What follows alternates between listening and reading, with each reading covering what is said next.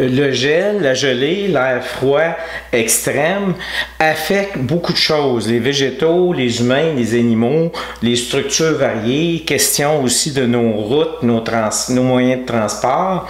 Et on a aussi plusieurs produits tels que des produits biologiques, que ce soit aussi composites et autres. On a tels les vitres, le bois, l'insulation, les recouvrements extérieurs, des couvre-planchers, le gypse, le plâtre et autres qui sont beaucoup affectés par la question de météo et surtout en ce qui concerne le gel, les froids extrêmes.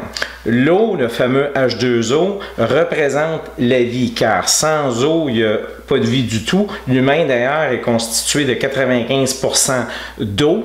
On la retrouve en forme vapeur, condensation, pluie, glace, glaçons, cristaux. On l'a concernant notre gelée qu'on peut avoir la nuit avec une petite surface blanche. On a l'air humide dans nos maisons aussi puis extérieur qui est invisible à l'œil mais qu'on est capable de calculer grâce à un appareil qui est un hydromètre. C'est un bon solvant, ça combat le feu. Il y a une question, vu qu'on est 95% fait d'eau, c'est sûr que l'eau nous hydrate.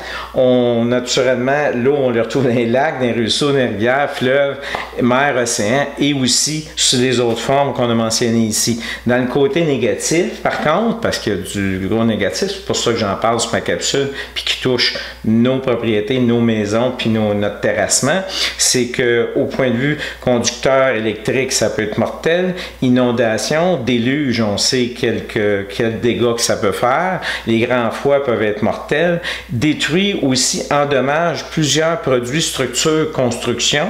Et il y a la question aussi que l'air humide est plus difficile à chauffer, donc coûte plus cher et prend plus de temps à chauffer que de l'air sec. L'eau est encore une grande source de mystère et la science travaille de plus en plus à découvrir plusieurs secrets de l'eau. Ça vaut la peine d'aller jeter un coup d'œil sur YouTube et faire des recherches sur reportages sur l'eau. Vous allez pouvoir passer du temps là, à apprendre ce qui est en train de se trouver au point de vue de science puis des nouveautés qu'ils trouvent au sujet de notre eau. Le gel et le dégel dans l'Outaouais, en ce qui concerne Gatineau, le Code canadien de construction a établi le niveau de gelée dans le sol à 4 pieds 8 pouces. Donc moi, j'arrondis souvent là, à 5 pieds.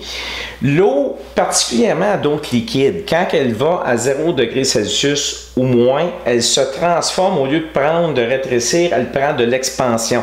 Elle se transforme dans une masse solide et qui prend de l'expansion d'une force extrême, tellement extrême qu'elle peut casser, briser, fendre du roc solide. Regardez la photo à la fin de la vidéo, vous allez comprendre. Donc la glace, elle casse ou peut casser, ou peut aussi déplacer, bouger plusieurs de nos structures, que ce soit fondation, bardeaux d'asphalte, que ce soit de l'asphalte, des travaux de béton et autres, même du métaux, peut affecter, peut déplacer, casser et bouger des choses. Donc, les propriétaires qui investissent à bien apprivoiser le côté du gel-dégel et de la loi de la physique en ce qui concerne l'eau et les dommages qu'elle peut faire, c'est un bon investissement. Vous allez vous sauver des troubles parce que la majorité des problèmes qu'on a sur nos propriétés, plus ou moins 80% des troubles, des problèmes qu'on a sur nos maisons, nos terrains, nos structures qui bougent, qui se cassent, qui se brisent, qui se déplacent, c'est causé principalement par cette loi de la nature, la loi de la physique. Donc, un exemple, mes premières vidéos que je vous ai faites, je vous ai parlé de fondation, je vous ai parlé de drain français protégé. Donc, c'est le même principe ici. C'est pour ça qu'on en a parlé au début en parlant de fondation. 5 pieds minimum sous terre pour empêcher le gel du drain et d'avoir des dommages qui vont se causer sur le bas de notre fondation. Merci.